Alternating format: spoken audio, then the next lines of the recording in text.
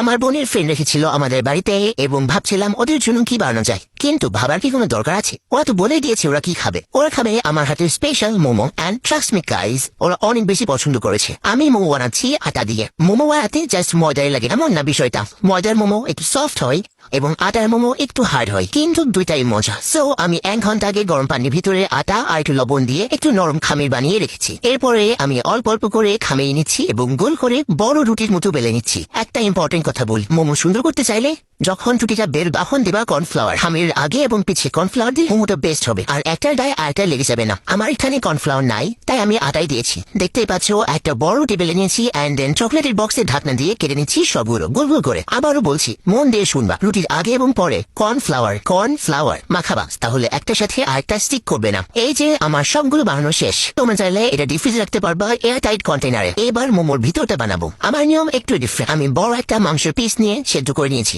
দেন সেটা কাঁটা চামচ দিয়ে অথবা হাত দিয়ে শেড করে নিতে হবে। এরপর কিছু পেঁয়াজও হালকা করে ব্লেন্ড করেছি, মানে পেঁয়াজ যেন একদম কুচি কুচি থাকে। তারপর নিয়েছি কিছু বরবটি মিহি করে কেটে। তোমরা চাইলে গাজর দিতে পারবা, আমার আব্বু বাজারে গাজর পায়। এগুলোকে এবার আমি সস, টমেটো সস, কুড়ামরিচ, গোলমরিচের গুঁড়া, লবণ এগুলো দিয়ে হালকা চুলায় নাড়াচাড়া করে নিব।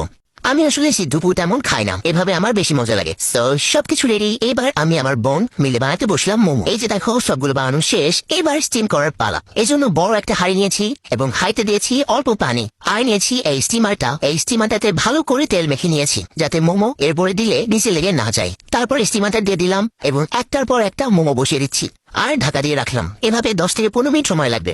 আমি পাশে আর একটা ছোট হাঁড়ি বসিয়েছি এবং একটা ডালা নিয়েছি লাল রঙের, এবং সেম ভাবে ডালার ভিতরেও তেল মাখালাম আর তারপরে মোমো বসিয়ে দিচ্ছি। আমি খেয়াল করলাম যে ডালায় মোমোটা বেশি দ্রুত হয়ে গেছে স্টিমারের তুলনায়। আহার, এই যে চিলি অয়েল, এটা বেস্ট। না বাড়লে বুঝবাই না, ওদেরকে খাওয়াইছি, ওরা এইটাকেই বেস্ট বলছে। একটু পরে রেসিপি দিব, কিন্তু জাস্ট একবার এমনি মোমো বানিয়ে খাও, ওইসব ফ্যান্সি সস ভুলে যাবা। তো এই তো মোমো বানানো শেষ। এবার সুন্দর করে গুছাবো অ্যান্ড ওদেরকে দিয়ে দিব, অ্যান্ড দে লাভড ইট। তো বানাবার হবে, অ্যান্ড সসের রেসিপি একটু পরে দিচ্ছি। অনেক সরি এত বড় করার জন্য। যদি শেষ পর্যন্ত ভিডিওটা দেখে থাকো, প্লিজ আমাকে কমেন্টে জানাবো। I love it. টাটা।